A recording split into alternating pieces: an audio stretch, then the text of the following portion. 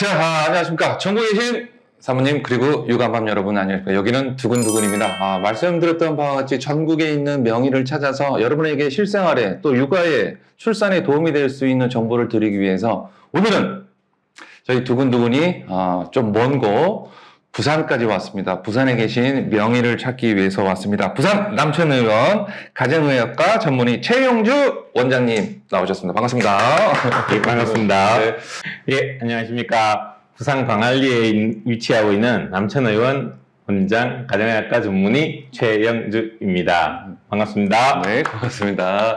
이제 우리가 이제 봤을 때는 도대체 그러면 가정의학과는 어떠한 과목들을 진료를 하는 것인지, 또 우리 엄마들이 가장 걱정하는 건 뭐냐면 어디가 아픈데 이거 도대체 무슨 과로 가야 될지 구분을 못 하거든요. 가정의학과에 대해서 한번 설명. 저희 가정의학과는 딱 이름 자체에서 가정이라는 말이 들어갑니다. 네. 결국 모든 가정의 구성원들이 저희 의원에 와서 진료를 볼 수 있고, 그 다음에 모든 대부분의 과를 다 조금씩은 배우게 됩니다. 그래서 너무 깊이 있게는 잘 모른다고 하더라도 혹시라도 내가 어디가 아팠을 때 어디를 가야 할까 이럴 때는 먼저 가정의학과에 오시면 오히려 다른 곳으로 쉽게 이제 가서 진료를 볼 수 있게끔 그렇게 해드리기도 합니다. 자, 오늘 그 주제는 우리 엄마들이 많이 궁금해하시는데 건강한 약 복용법에 대해서 하는데, 아기들도 약을 어떻게 먹어야 되는지, 처방받은 약이라도 먹는 방법에 따라서 약 효능과 효과가 달라진다기 때문에 궁금한 점을 이제 풀어보도록 할 텐데, 일단은 약의 그 구분부터 좀 가야 되는데요. 약이 일반의학, 전문의학, 뭐 상비의학 이렇게 나뉘지 않습니까? 예. 요거 좀 설명 좀 부탁드릴게요. 예, 먼저 의약품은 크게 전문의약품과 일반의약품으로 나눌 수 있습니다. 약사법에 따르면 전문의약품은 반드시 의사의 처방이 필요하고요. 이렇게 해서 그만큼 부작용이 크기 때문에 의사의 진단에 따라서 이렇게 용법과 용량을 적절하게 잘 지키는 것이 중요한 의약품을 말합니다. 그리고 일반의약품은 정말 전문의약품에 비해서 인체에 미치는 부작용이 적고, 그 다음에 처방전 없이도 약국에서 그냥 구매할 수 있는 그런 약품을 말하고 있습니다. 우리가 가서 일반적으로 소화제 주세요 이렇게 하듯이. 그렇죠. 네. 그런데 최근에 일반의약품 중에서도 이제 일반 상비 의약품이라고 해서 따로 구분을 해둔 게 있었는데, 저는 가벼운 증상에 대해서 환자 스스로 이제 판단해서 보약을 복용할 수 있게끔 한 부분이 안전상비 의약품으로 나와 있는데, 여기에는 13가지 종류 약이 정확하게 구분되어 있습니다. 그게 이제 팔게 되는데, 약국에서도 물론 구매하실 수 있지만 우리 마트라든지 편의점이라든지 이런 데서 구매하실 수 있게끔 그렇게 나오는 약들이 있습니다. 흔히 우리가 가장 많이 알고 있는 소화제하고 해열제, 해열제, 감기약, 파스 이렇게 해서 한 13종이 있게 되는데, 임신 사실 이제 모르게, 보통 임신은 사실을 알았을 때가 한 3, 4주가 지나고 나서 알다 보니까 알긴 그 3, 4주 동안에 이미 아기가 착상이 돼 있는데 약을 갖다가 항생제나 이런 거로 갖다 스테로이드가 들어온 약을 갖다 먹었을 때는 이거 이상이 있는 거 아닌가 이런 걱정이거든요. 실제로는 좀 미치는 영향이 있습니까? 예, 특별히 크게 영향을 미치지는 않습니다. 자, 보시면은 3, 4주라고 이렇게 하는데, 저희들이 시기에 따라서 크게 나눠서 말씀드릴 수 있겠는데요. 착상이 되는 시기. 그래서 보통 마지막 월경을 하고 난 뒤에 0에서 2주 이 시기를 착상 시기라고 하는데요. 올오한난 현상이라고 해서, 이때는 모르고 약을 먹었다고 하더라도 배아가 약에 대해서 이제 손상을 입으면 유산이 되어버리고, 그게 극복해내면 아무 태아 기형이 생기지 않는 그렇게 되는 시기가 있고요. 그 다음에 저희들이 가장 중요한 민감한 시기가 3주에서 8주 사이. 3주, 8주. 이제 마지막 월경일로 따지게 되면 본인들이 5주에서 10주 사이를 말하게 됩니다. 이때는 이제 뭐 각 장기가 발생하는 가장 중요한 시기이다 보니 뭐 기형 발생에서 가장 예민한 시기라고 할 수 있고요. 그 이후 시기는 태아 시기로 이제 태아로 이렇게 성장을 하게 되는데 그때는 장기가 발달하는 시기이기는 한데 이때는 이제 그래도 약에 대해서는 뭐 완전 취약하지는 않지만 영향을 받을 수는 있습니다. 이거만큼은 좀 조심해야 될 약이 있다 그런다면 어떤 약이 있을까요? 예, 그 중에서 보면은 태아 기형을 유발하는 약으로 이렇게 딱 나와 있는 약들이 있습니다. 직접적으로 우리가 알 수 있는 것들. 즉, 제일 우리가 접하기 쉬운 술. 술은 어쨌든 한 잔이라도 이렇게 마셨을 경우에는 뭐 태아 알코올 증후군이라고 해서 안면기형이라든지 심장기형이라든지 뭐 이런 것들을 유발할 수 있고요. 그 다음에 담배도 마찬가지입니다. 안면기형이라든지 이런 것들을 유발할 수 있습니다. 항간질제 중에서 카바마제핀이라든지 뭐 페니토인 같은 이런 성분들도 뭐 여러 가지 태아 기형을 유발하고요. 우리가 그 다음에 흔히 접할 수 있는 이소트레티노인이라고 해서 여드름 치료제가 있습니다. 그냥 뭐 여자분들 자주 복용하는 약 중에 하나인데 이것도 태아 기형을 유발할 수 있어서 이런 거는 안면 기형이라든지 이것도 심장 기형 이런 것들을 유발할 수 있습니다. 또 혈압이 있으신 분들, 우리가 흔히 혈압이 있으신 분들 중에 우리가 처음에 쓰는 것들 초치료로 쓰는 약들 중에서 ACE 억제제라고 하는 약들이 있습니다. 이 약을 우리나라에서 되게 많이 쓰고 있는 약들이거든요. 이런 약들을 드시는 분들도 주의가 좀 필요하시고요. 이 약을 드시고 있던 분들 같으면 약을 조금 교체를 하신다든지 이렇게 하실 필요가 있습니다. 그리고 항생제 중에서도 우리가 흔히 쓸 수 있는 테트라사이클린 같은 거, 그 다음에 스트랩토마이신 이런 것들은 뭐 신독성이나 귀에 자체가 문제가 생기는 이독성 같은 것들도 생길 수가 있고요. 그 다음에 판막 치료를 한다거나 또는 뭐 혈관 질환을 가지고 있어서 와파린 같은 거 쓰시는 분들이 있어요. 그런 분들은 또 기형을 유발할 수 있습니다. 이런 분들은 코가 형성이 잘 안 된다거나 이러한 태아 기형을 유발할 수 있습니다.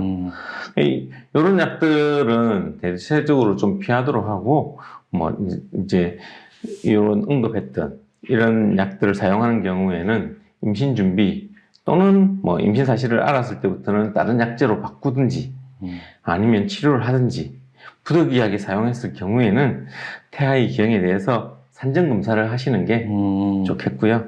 단순히 약을 먹었다는 사실만 가지고 이 약을 먹으면 무조건 그러면 태아 기형이 생기느냐?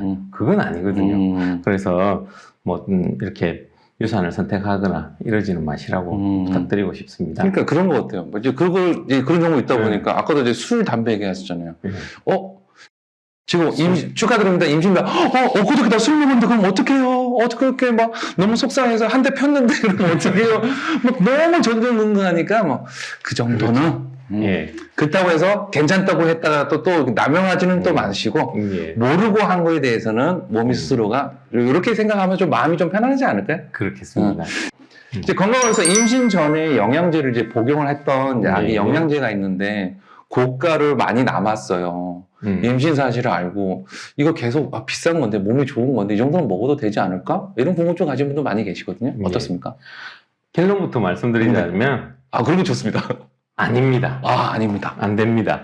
임신 전 후에는 몸에 필요한 영양 성분이라든지 함량 자체가 달라요. 특히 요즘같이 뭐 기형아 출산 위험이 뭐 큰 35세 이상 고령으로 임신부가 많은 현실에서는 임신부 필수 영양소들이 되게 많은데 이 뭐 A, B, C, D, 뭐 철분, 칼슘, 아연, 구리 뭐 엄청 많습니다. 이런 것들을 꼭 챙겨야 하거든요. 그런데 이제 일반 원래 드시던 종합영양제는 어떤 거냐 하면 어떤 한 부분을 좀 더 강화시킨 부분들이 많아요. 그러다 보니 임신 후에는 그런 부분들이 과량으로 투여됐을 때 음. 문제를 일으키는 경우가 많이 있습니다. 그래서 임신했을 때 먹는 따로 영양제가 있습니다. 임산부 영양제가 따로 나와요. 그렇죠. 요즘에는 많더라고요. 네. 그래서 꼭 그런 부분을 드시도록 하는 게 좋겠습니다. 그러면 그 말씀하신 게 이어가자면요. 보면 이제 임신하게 돼 영양제를 따로따로 그 맞는 성분에서 뭐 철분제, 엽산제, 뭐 비타민 이렇게 따로따로 먹는 게 나을까요? 아니면 종합적인 비타민을 나오는 거 그거만 이렇게 먹어도 될까요? 어떤 게 좋겠습니까? 자, 보면은 뭐 엽산이라든지 철분제 같은 경우에는 사실은 보건소에 가면은 공짜로 줍니다.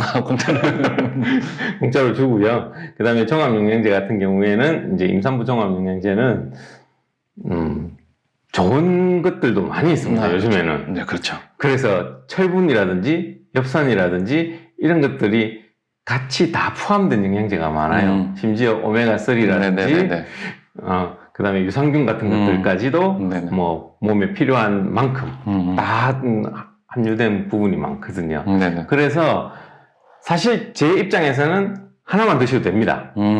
하나만 드셔도 되는데 자기가 빈혈이 너무 심하다든가 이런 경우에는 철분을 같이 이렇게 또 복용하시는 게 좋으실 것 같고요.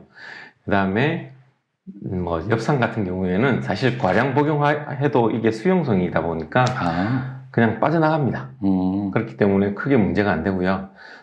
철분은 좀 더 많이 드시게 되면 또 변비 같은 것도 많이 유발하고 맞아요. 위장장애도 많이 생기게 되기 때문에 그냥 임신부 종합영양제 조금 좋은 거를 하나를 드시는 걸 제 같은 경우에는 권장하는 편입니다.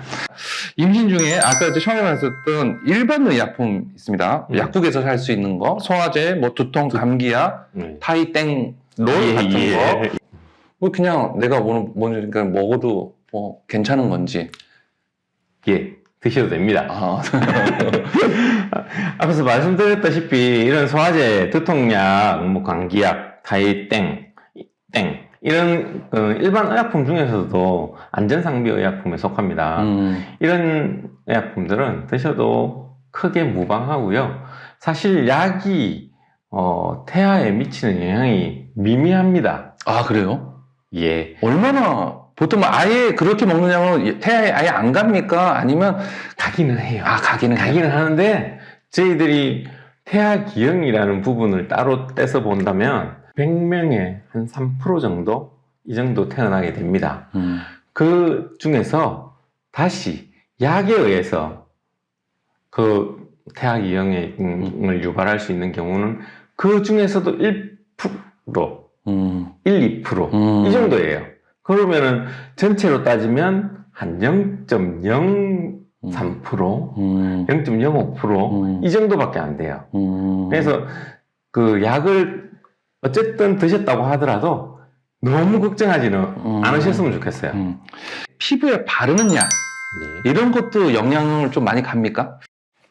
거의 안 갑니다. 거의 안 가요. 이거는 복용약에 비하면 100분의 1도 안 되거든요. 네네. 그래서 뭐 전신적인 반응을 절대 일으키지 않기 때문에 스테로이드로 된 연고라고 하더라도 뭐 함량이 높다고 하더라도 그냥 바르셔도 됩니다.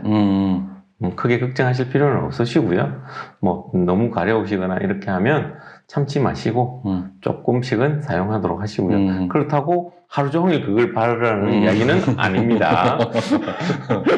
종합 영양제를 먹는데 가끔 말씀하시는 대로 좀 상태가 조금 건강에 안 좋아서 추가적으로 약을 먹을 때 이게 복합적으로 먹는 양이 좀 많아질 수가 있지 않습니까?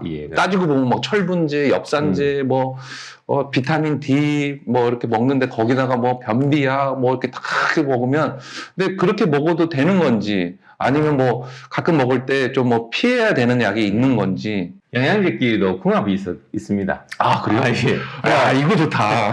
예, 궁합이 나쁜 이런 영양제들 말씀드리자면 일단 종합 비타민제와 철분제를 같이 복용할 때 종합 비타민제에는 이제 칼슘이라든지 마그네슘 같은 이런 미네랄들이 많이 들어가 있는데요. 이런 미네랄들이 철분하고 같이 겹치게 되면은 철분의 흡수를 제어하게 됩니다. 그래서 이제 두 개를 꼭 같이 복용하시고 싶으시다면 뭐 종합영양제는 식전에, 철분제는 식후에 이런 식으로 복용하시는 게 좋겠고요. 칼슘하고 이제 철분제도 체내에서 동시 통로가 똑같습니다. 흡수되는 통로가.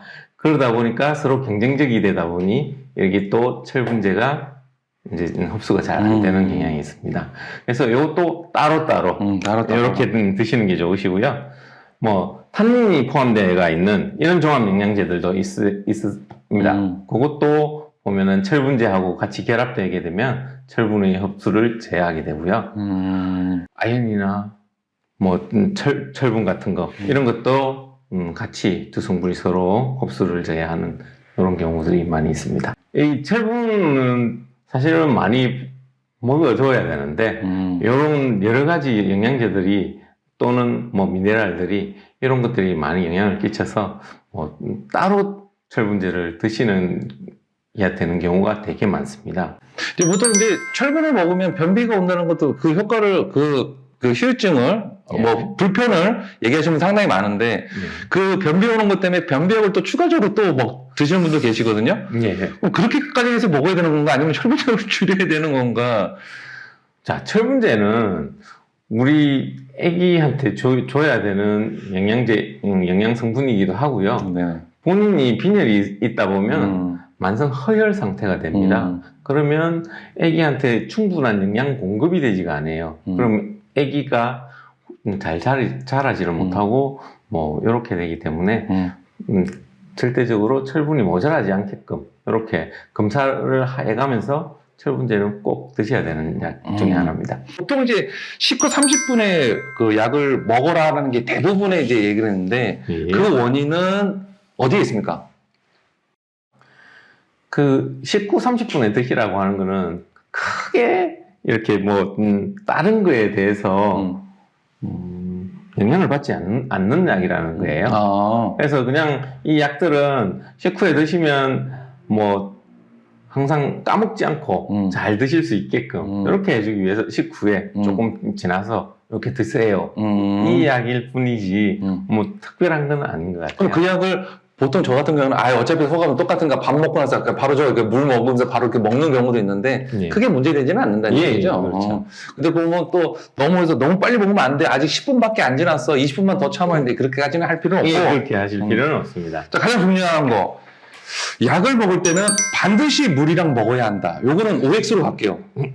O입니까? X입니까? O입니다. O. 예. 그러면 그 물을 먹는데 찬물로 먹어야 한다? 미지근한 물로 먹어야 한다? 어떤 게 효과가 더 있습니까? 우리 몸과 가장 비슷한 온도로 먹는 미지근한 물이 가장 좋습니다. 찬물을 먹게 되면 위 점막에 흡수력을 저해해서 우리 몸에 충분한 영양이 들어오지 않게 되겠습니다. 그렇기 때문에 미지근한 맹물을 드시는 게 가장 좋습니다. 흡수력이 좋은 거군요. 예, 약도 분해가 잘 되고 그런 원인이 또 있네요. 잠자기 전에 약을 먹는 게 자는 동안 흡수력이 더 좋다. 이런 얘기도 있는데 이건 OX로 하자면 X입니다. X. 그렇지는 않네요. 예, 그렇지는 않습니다. 자기 전에 먹어야 되는 약들이 있을 뿐이지 그냥 수면제 같은 거는 자기 전에 먹어야 되지 않습니까? 그죠? 그럴 뿐만이 아니고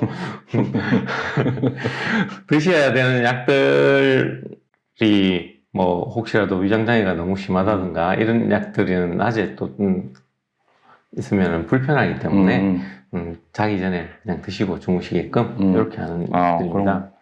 가루약이 흡수가 잘 되기 때문에 보통 알약도 가루를 내서 드시는 분도 계십니다. 요거는 OX로 하자면 원장님? 이거는 세모입니다. 세모. 자, 이 약은 종류가 다 우리가 만들어져가 있는 게 그냥 보통 보면 알약도 있고요. 그 중에서도 당의정이라고 해가지고 코팅돼가 있는 것들도 있고, 그 다음에 뭐 캡슐로 돼가 있는 것도 있고, 뭐 여러 가지 종류별로 따로 있습니다. 그거는 그렇게 만든 이유들이 다 있어요. 거기에 뭐 캡슐제 같은 경우에는 이제 먹었을 때 우리가 저 위장까지 내려가 가지고 거기에서 이제 그게 녹아버리면서 그 약이 성분이 빠져나오는데 확 퍼져나오게끔 이렇게 돼가 있는 거고요. 서방정이라고 해가지고 어떤 약들은 뭐 당의정 이런 것들은 내려가 가지고 천천히 퍼집니다. 또 약이 천천히 녹아서 지속적으로 이렇게 약 효과를 발휘하게끔 이렇게 하는 것들도 있고 한데, 그래서 그 용법 용량이라는 게 그래서 잘 지켜야 되는 부분이고요. 물론 가루를 내서 먹으면 확 퍼지는, 그러니까 흡수가 더 빨리 되는 경우는 있습니다. 근데 이게 내려가면서 꼭 우리 몸의 다른 부분에서 필요한데, 어떤 건 내려가면서 식도 위장관 이런 데 자극을 바로 줘서 식도 궤양이 생긴다든지 이런 것들이 생길 수가 있어요. 그래서 절대로 가루로 내지 않고 먹어야 되는 것들은 그대로 먹는 게 훨씬 좋습니다. 용법 용량을 잘 지키는 게 가장 중요합니다. 그러니까 그렇다고 그 말씀 보면 게 만들어진 이유가 있을 텐데, 알약으로 만들어진 네. 그 이유가 있을 거고, 캡슐에 넣은 것도 이유가 있을 텐데, 왜 또 그러냐면 아기들이 약을 안 먹어요. 네. 못 먹을 경우도 있는데, 가끔 가다 보면 캡슐 약을 엄마들 애기들이 못 먹는다고 캡슐을 분해해가지고 숟가락에 이제 물에 녹여가지고 이렇게 먹는 경우도 종종 있거든요. 네. 요거는 뭐 어떻게, 자, 일단 그래도 아기들 같은 경우에는 성인들이나 이런 분들은 그 용법 용량을 잘 지킬 수가 있어요. 근데 아기들 같은 경우에는 어쨌든 먹는 게 중요합니다. 그 약을 먹게 된 이유가 치료를 위해서 먹는 거라고 한다면 먹는 게 중요하지, 어떤 시기든 먹어야 됩니다. 그래서 안 먹는 것보다 먹는 게 중요하기 때문에 빼서라도 또는 그걸 녹여서라도 여러 가지 방법을 통해서 뭐 주스를 줘도 되고 우유를 줘도 됩니다. 아, 그래요? 우유까지도 줘도 돼요. 그걸 먹으면 안 된다고 저희가 알고 있는데요? 그게 소아과학회에서 그렇게 발표를 했어요. 네네. 그래서 뭐 우유도 우리가 일반적으로는 대부분 우유를 먹으면 안 됩니다. 그 저해를 하기 때문에 소화흡수를 약물의 소화흡수를 저해하기 때문에 안 되는데, 애들은 그 모든 걸 떠나서 먹는 게 더 중요하다는 거죠. 먹는 게. 예, 먹는 게 그래도 조금이나마 조금 약물이 들어간다는 거죠. 그렇기 때문에 이게 주는 게 중요해요. 이런 얘기가 너무 좀 실생활 공감이 되기 예. 때문에, 먹는 게 더 중요하다. 용법 용량보다도. 예. 그래요. 보통 보면 이제 자몽 주스랑 먹으면 안 된다. 이런 얘기도 질문 다 있거든요. 예. 그지만은 예. 먹는 게 더 중요하니까 그렇게라도 먹을 수 있으면 먹어라. 자몽 주스가 다른 게 문제가 되는 건 아니고요. 네. 웬만한 다른 데는 괜찮은데, 네. 우리 고혈압 약제 중에서 뭐 한 종류가 있습니다. 그 약제랑 먹게 되면 이게 상승 효과를 가져요. 그러면 갑자기 독성을 가지게 되고 저혈압이 툭 빠지면서 잘못하면 쓰러진다든지 이런 작용들 때문에 자몽 주스랑은 안 먹는 게 좋겠다, 이렇게 되어 있죠. 그러니까 특이 케이스가 일반화된 예. 거네요. 예. 자몽 주스를 모든 경우에 다 먹지 마라 이런 건 아니에요. 그러니까. 모든 건 물에 먹는 게 제일 좋다고 했죠. 제일 좋고. 그렇지만 애들은 뭐 요거트든 뭐 진짜 유제품이든 뭐 꿀, 잼 아무 상관없습니다. 모든 그 조금씩은 타서라도 조금 달게 만들던 뭐 조금 뭐 자기가 좋아하는 형태로 이렇게 주든 무조건 주는 게 중요해요. 뭐 초콜릿에 싸서 이렇게 먹기든. 상관없습니다. 상관없- 무조건 주는 게 중요합니다. 속이 더 우려나다. 이런 얘기를 듣고 싶었습니다. 이런 얘기를 듣고. 가끔 약 복용 시간을 지켜야 되는데 밖에 나왔어요. 놀러를 나왔어요. 주위에 뭐 그러다 보니까 무리 없이 먹어야 되는데, 그러다 보니까 그냥 아빠들 그냥 침으로 삼키는 경우, 이거는 뭐 좋은 방법일까요? 나쁜 방법? 물론 나쁜 것 같은데 크게 또 지장이 없는 건지 궁금하거든요. 자, 이게 애기들마다 다른데요. 네. 이런 경우에는 너무 어린 애기들은 어차피 뭐 물이 없으면 뭐 삼키는데, 네네. 그래도 또 삼키는 애들도 있습니다. 근데 그런 애들은 너무 3세 미만 애들은 넘길 수 있다고 하더라도 안 주는 게 좋고요. 물이 없는 경우에는 침으로 삼키는 거는 권장하지는 않습니다. 그냥 빼먹고 조금 딴 데 가서 한 번 정도는 또 건너뛰어도 크게 문제가 없으니까 물과 같이 먹는 게 훨씬 더 잘 몸에서 흡수를 하기 때문에 그렇게 해주시는 게 훨씬 좋습니다. 자, 탄산음료랑 먹으면 안 좋다. 어차피 똑같은 물이야. 무슨 있는 게 안 좋다는 얘기인데 탄산성분이랑 먹으면 또 안 좋기도 안 좋죠? 예, 당연하죠. 탄산성분 자체가 네네. 위장장애를 많이 불러일으켜요. 그러다 보니까 탄산을 먹고 이렇게 약을 먹게 되면 토한다거나 또는 위장장애 같은 거 이런 걸 훨씬 더 많이 일으켜요. 모든 약들은 사실은 1시간 정도 인터벌을 둬야 돼요. 1시간 정도 돼야 약이 그때부터 소화흡수가 되기 시작, 어느 정도 되기 때문에 그 전에 드시는 거는 별로 좋지는 않아요. 탄산음료든 커피든 조금 자극적인 이런 음식들이든 별로 좋지는 않고요. 처방약을 뭐 5일치를 받아왔어요. 예. 근데 하루치 먹었는데 다 나섰어요. 그럼 거기 약을 중단하는 게 맞는 건지 5일치를 계속 먹어야 되는 건가요? 처방약이 어떤 거냐에 따라서 다 다를 수가 있는데요. 네네. 자, 일반 의약품들 같은 경우에는 그냥 다 뭐 먹어도 그만, 안 먹어도 그만일 수가 있어요. 근데 처방약들은 흔히 이렇게 증상 자체는 완화가 됐는데 뭐 특히 항생제라든지 항진균제 같은 거 이런 것들은 충분히 먹어줘야 얘들을 뭐 구제를 할 수가 있는데 뭐 충분히 먹지 않으면 얘들이 조금 증상이 좋아져서 조금 이렇게 가는 것 같은데 뭐 살아 있습니다. 네, 약간은 살아 있는데 그때 이렇게 약을 중단해 버리면 다시 살아나요. 이렇게 되면 약에 대한 내성이 생겨요. 이 박테리아든 세균이든 이런 것들이 이제 나중에 슈퍼박테리아가 된다든지 이렇게 될 수가 있기 때문에 뭐 오랫동안 먹으라고 이렇게 지시가 돼가 있는 복약 지시가 돼 있는 것들은 그대로 지켜주시는 게 제일 좋습니다. 그러니까요. 하란 대로 합시다. 우리 그게 제일 좋은 거고. 네. 근데 또 왜 그걸 주문드리냐면 약이 남았어요, 언니. 나 멀쩡해졌어.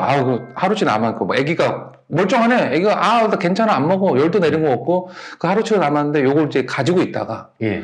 꼭 그런 어떤 상황이 있냐면 애기들은 낮이나 이렇게 되면 그러면 애기가 좀 콧물이 찔찔하네, 열이 나네, 병원 가자, 소아과 가자, 동네 가정의학과 뭐 의원 가자 이렇게 하면 되는데 밤에 갑자기 그러면 이때 며칠 한 2주 전, 한 달 전에 먹던 약이 있는데 이걸 좀 먹여볼까? 예. 그때도 같은 증상이다 보니까 이런 경우가 생기거든요. 예. 이런 경우는 어떻습니까? 이런 경우에는 뭐 일단은 그냥 상비약 그걸 먼저 써보는 게 제일 좋고요. 그때 뭐 항생제를 받았다든지 이게 얼마나 유통기한이 됐는지 알 길이 없을 때는 사실은 뭐 폐기해야 되는 약들이 있을 수도 있기 때문에 변질이 되거나 이런 약들이 있을 수가 있어서 그거는 일단 두시고 네.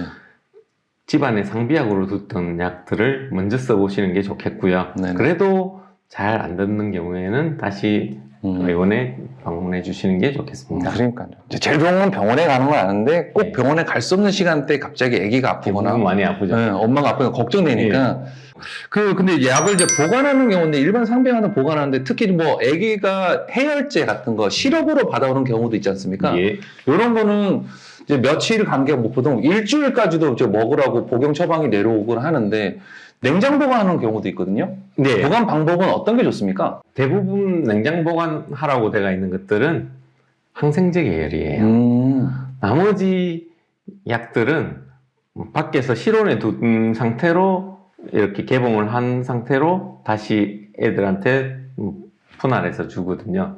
그러니까 다른 약들은 밖에 둬도 돼요. 근데 이제 항생제 같은 경우에는 대부분 냉장 보관을 하셔야 되는 거. 그러고 지키고 일반 의약품 같은 경우도 보통 가정에 보면 오래 놓고 쓰시지 않습니까? 예. 물론 저희 집 얘기지만은 냉장고에 약통이 따로 있거든요. 예. 그리고 냉장 보관을 일반 의약품을 냉장 보관하면 좀 오래 두고 먹지 않을까 이런 생각하는데 그것도 역시 좋지는 않습니다. 이게 유통기한이 다 있어요. 네네.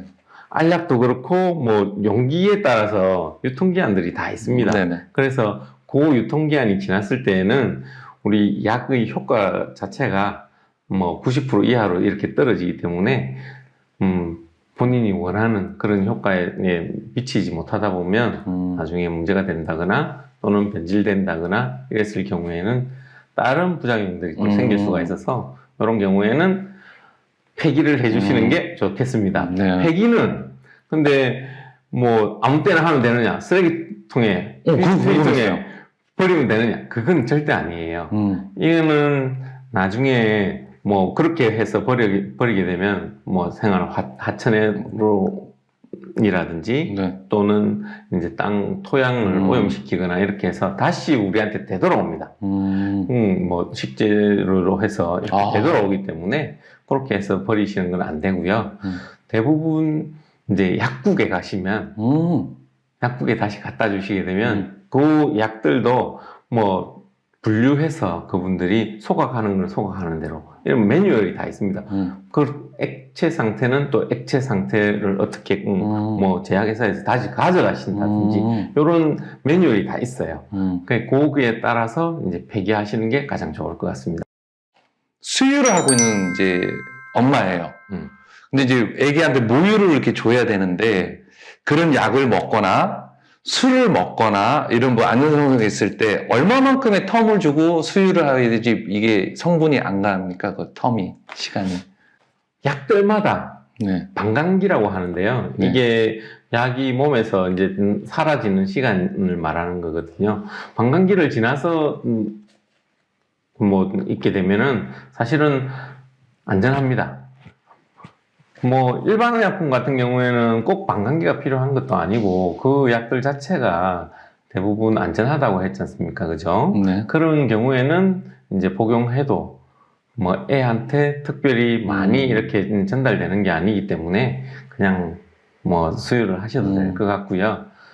개 중에서 안 되는 것들 뭐 또는 술을 마셨을 경우 이런 경우에는 이제 보통 저희들이 12시간을 수유를 중단하라고 하거든요. 그렇게 하고 그 다음에 이제 수유 첫 모유는 다시 짜 버리시고 그 다음 수유를 하시면 됩니다. 이렇게 말씀드리고요.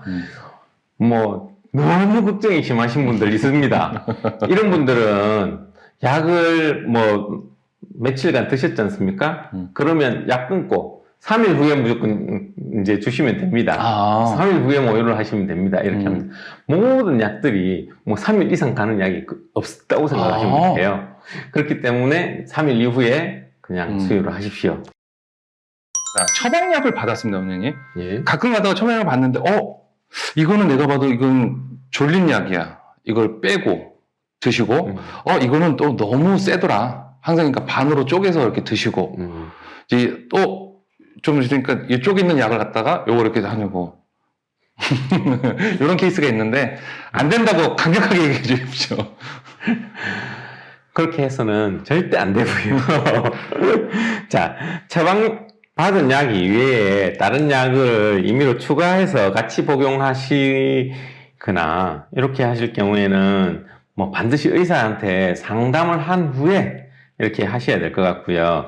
이게 뭐 추가가 된다거나 빼거나 이렇게 하면 약의 효과가 떨어질 수도 있고 또는 잘못하면 약물끼리 이렇게 성분이 중복돼 가지고 과량 복용할 수도 있고 또는 뭐 약의 성분끼리 이제 화학작용을 해가지고 뭐 부작용을 가져올 수도 있습니다. 그래서 절대 이제 처방조제약에서 뭐 임의로 약을 넣거나 빼거나 이렇게 해서는 안 될 것 같습니다. 일반 상비약, 그 다음에 병원에서는 처방약, 네. 그 다음에 또 병원에서는 직접적인 주사. 네. 이거 봤을 때는 그 효능 효과가 물론 다르겠지만 평균적으로 봤을 때는 그 어떤 게 순서대로 큽니까? 효과를 빠르게 보시기 위해서는 아무래도 링거라든지 또는 정맥주사. 정맥주사 이게 가장 빨라요. 직접적으로 혈관에서 퍼져나가서 흡수가 되기 때문에 훨씬 빠르고요. 그 다음이 이제 엉덩이로 주사를 맞는다든지 이런 것들. 그 다음에 이제 병원 처방약은 뭐 전문 의약품들이 좀 같이 이렇게 들어가다 보니까 거기에 맞춰서 잘 처방이 되는 약들이고요. 일반 의약품들은 아무래도 두루뭉술하게 조금 요 때는 뭐 요거 정도 먹어도 되지 않겠나 이런 정도이기 때문에 아무래도 그렇게 뭐 효과 자체도 링거 주사제 뭐 또는 뭐 그다음에 병원 처방약, 일반 상비약 이 순이고요. 그럼 일반 상비약도 약에 대한 내성이 생기고 이렇게 합니까, 원장님? 일반 상비약이라고 하는 것 자체가 뭐 거의 부작용이 없고, 뭐 내성도 잘 안 생기고, 이런 약들이에요. 그러다 보니까 그냥 뭐 계속해서 드신다고 하더라도 크게 문제가 되지는 않습니다.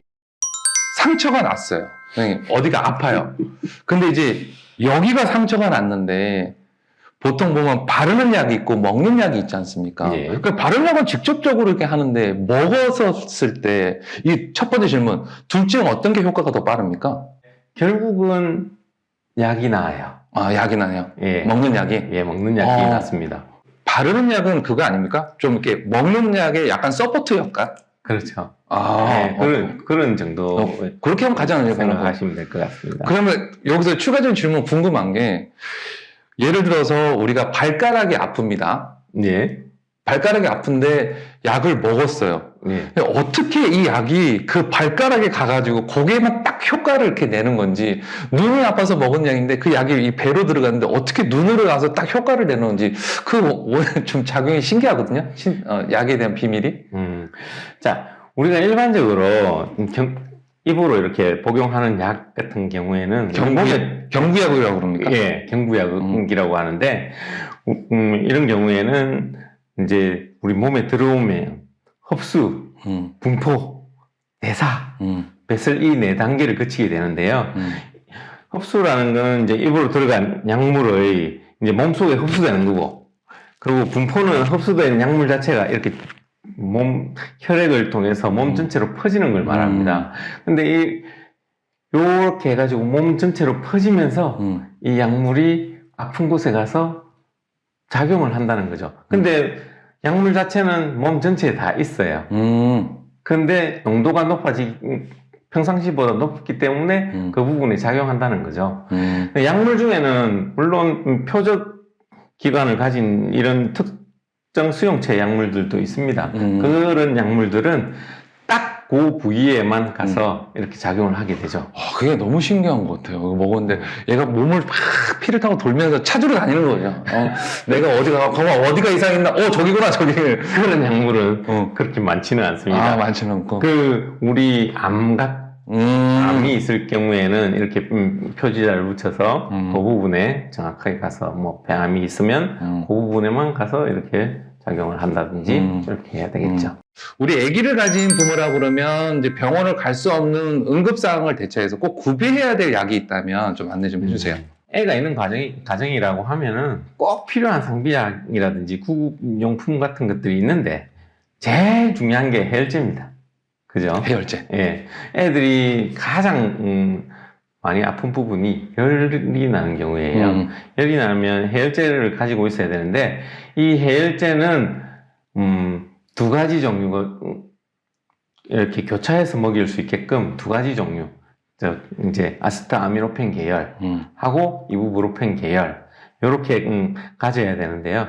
뭐 흔히 예를 들면 타이땡땡 시럽이라든지 부땡땡 시럽이라든지 이 두 개를 이렇게 교차해서 하나가 안 들으면 하나를 이렇게 먹이면 또 효과가 잘 나는 경우가 많이 있습니다. 그렇게 아시고 있으시면 될 것 같고요.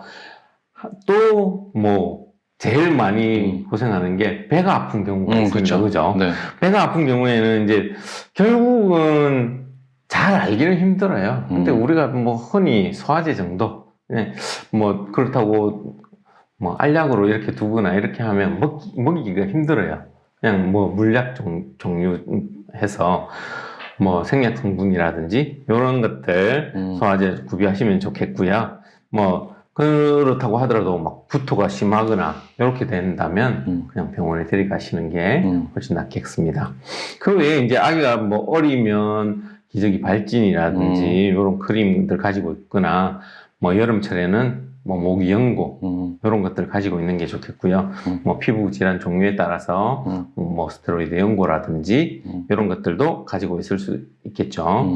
그리고 체온계, 안창고, 면봉, 콧물 흡인해 주는 거, 이런 것들, 소독약. 요 정도는 집에서 구비해 주시는 게 좋겠습니다. 아기가 막 고열이 난다 이럴 때 약 말고는 뭐 찬 수건을 대주는 이런 좀 이렇게 응급 대처하는 방법이 좀 있을까요? 애들 일단 열이 나면은 일단 상태를 지켜봐야 됩니다. 네네. 상태를 지켜보는 게 가장 중요하고요. 그 다음에 체온 측정을 해가지고 38.5도 이상, 체온계는 집에 꼭 구비해 두시도록 하시고, 애를 키울 때는 38.5도 이상인 경우에는 이제 우리가 고열이라고 하는데, 그럴 때는 해열제를 복용시키도록 하고요. 오한이 있다면 해열제 복용하고, 그 다음에 오한이 사라지고 나면 미지근한 이렇게 물수건으로 이렇게 몸을 닦여주시는 게 제일 좋겠습니다. 애기들 자약 그 해열제 많이 쓰지 않습니까? 네. 그게 왜 애기들 거기 아픈데 거기다 그걸 밀어넣지? 효과가 더 좋나? 또 뭐 효과가 좋다 그러면 거기 또 조심해야 할 사항이 있나? 이런 게 궁금하거든요. 네. 자약 해열제는 물론 입으로 잘 못 먹는 애들, 이런 애들한테 쓰게 되는데요. 불편한 점은 딱 어떻게 보면 엮기가 힘들죠. 생각보다 엮기가 힘들고 불편하고, 그리고 흘러나올 수도 있기 때문에 잡고 한 15분 정도 이렇게 기다려줘야 되는 이런 부분들이 있는데, 이 약들은 직장에서 바로 분해가 되면서 전신순환을 하게 됩니다. 그래서 어떤 약의 로스 없이 전체적으로 약이 다 작용을 하게 되고요. 이제 입으로 해서 이렇게 먹여주는 약들은 이제 우리가 소화 흡수를 시키면서 조금 또 없어지고 간에서 대사가 되면서 조금 없어지고 이렇게 하면서 약간의 약 효과가 떨어지게 돼요. 그런 차이가 있게 됩니다. 그래서 좌약 같은 경우에는 효과도 조금 더 빨라요. 효과도 열 떨어지는 속도도 더 빠르고 효과도 더 좋다고 볼 수도 있습니다. 장단점은 다 있네요, 원장님. 그렇죠. 점막을 또 손상시킬 수도 있기 때문에. 그렇죠. 그런 거 억지로 이제 밀어넣어야 돼요. 그러면 그럴 때는 애기도 막 그 보면 힘을 줘가지고 이게 자약이 안 들어가서 좀 고통스러워하는 경우도 있지 않습니까? 그럴 때는 뭐 이게 어떻게 넣어야 됩니까? 뭐 이렇게 약간 침을 발라서 넣어야 되는 건지 이렇게 글리세린 같은 거는 아니지, 약간 미끈거리는 연고 같은 거? 연고 같은 거. 이런 거, 애들 베이비 오일. 베이비 오일. 이런 걸 발라가지고. 그렇게 하면 되고. 관장약 쓰는 것도 많죠. 애기 변비가 심한 경우는 또 걱정 많이 하더라고요. 그러면 관장약 같은 상용한 것도 이게 관장약은 손으로 파준다는 얘기도 많이 들었거든요. 저희들이 우리 애도 어릴 때부터 변비가 되게 심했어요. 네네네. 안 해본 게 없습니다. 좋다는 거 싹 다 해봤거든요. 아무것도 안 듣더라고요. 결국은 우리도 좌약을 넣기도 하고 다 해봤어요. 면봉을 가지고 물론 제일 처음에는 자극을 해서 이렇게 보게끔 해준다든지, 그것도 안 되면 또 조금 기다렸다가 손가락을 집어넣어서 빼주기도 하고, 그것도 안 되고 이렇게 하면 결국은 좌약을 넣어서 이렇게 빼주는 수밖에 없기는 합니다. 근데 그때마다 무조건 좌약을 넣어서 이렇게 변을 보게 되면은 그게 습관성이 되어요. 그렇죠. 그렇게 하면은 좌약을 안 넣으면 변을 볼 수가 없어요. 맞아요. 그렇더라고요. 그러면은 나중에 너무 힘들게 되더라고요. 원장님이 권장하시는 이런 거 정도는 꼭 뭐 해야 된다는 비타민제가 있습니까? 애기들 건강을 위해서? 없습니다. 왜요? 자, 대한소아 청소년 학회에 따르면은 애가 균형식 잡힌 이런 식사만 하게 된다면 크게 문제가 없어요. 근데 이제 대부분 이제 영양 보충 같은 게 필요한 경우가 애가 편식이 너무 심하다거나 혹시 집 가족이 채식을 하는 경우, 이런 경우들은 이제 애들 성장이라든지 두뇌 발달에 필요한 이런 여러 가지 영양 성분들, 비타민 B12, 비타민 D, 철분, 비타민 A, 칼슘, 이런 기타 등등 많은 필수 영양분하고 미네랄이 필요한데요. 이런 때는 종합영양제가 필요한 거죠. 그럴 때 종합영양제가 필요하고요. 비타민 D 같은 경우에는 이제 너무 밖에서 안 노는 애들, 이런 경우에는 혹시 비타민 D가 부족해서 그룹병 같은 거 이런 거 생길 수가 있기 때문에 그럴 때는 비타민 D에 대한 것들 약을 처방해서 먹이신다든지 이렇게 할 수도 있습니다. 요즘에 그 아기가 밥을 안 먹어서 그렇게 씨름을 한다고 그러는데 그게 한 끼 안 먹고 한 두 끼 안 먹는다고 애가 먹기 싫어하면 그냥 안 먹이는 게 나은 건지요? 가정의과 교수로서 전문의로서 아니면 그래도 먹이는 습관을 들이는 게 좋은 건지 그래도 먹이시는 게 좋습니다. 그래 먹이고 예, 그래도 먹이시는 게 좋고 뭐 예전에는 안 먹어 이러면 그냥 냅뒀어요. 굶어 씨. 그죠? 예, 굶어 이렇게 해가지고 그 다음에 결국은 네가 너무 배가 고프면 먹게 될 거다. 맞아요. 이렇게 말씀하시는데 애들은 뭐 한두 끼만으로도 뭐 영양성분 자체가 깨진다기보다는 뭐 탈수가 일어난다든지 다른 여러 가지 불편한 점들이 많이 생기게 될 수가 있어요. 그래서 뭐 요즘에 밥 잘 안 먹으면 자꾸 이제 비타민이나 영양제라도 챙겨주려고 그러는데 예. 일단 먹는 게 더 중요한 거다 보니까 그죠, 원장님? 예. 머리가 마시는 우유. 아기가 우유를 마십니다. 두뇌도 함께 마시는 중입니다. 뇌세포 구성 성분 DHA가 아기 머리를 깨워주니까. 남양 아인슈타인. DHA로 아기 두뇌에 힘이 되자. 1등 품질 남양. 아무리 건강해질 수 있는 약도 올바르게 복용하는 게 좋다 보니까 건강하게 약 복용하는 법에서 이제 많은 궁금증을 이제 알려드렸는데 그래도 마지막으로 방송 오시는 엄마들에게 해주실 말씀, 도움의 말씀, 인사 말씀으로 부탁드립니다. 모든 애기 엄마들은 뭐 되게 걱정이 많으실 텐데요. 뭐 애들이 집에 있는 약들을 조금 먹는다고 하거나 뭐 이렇다고 하더라도 엄청 위험한 건 아니에요. 집에 있는 약들은 대개는 일반 의약품들이고 이렇기 때문에 뭐 엄청 저희들한테 위험한 약은 아니거든요.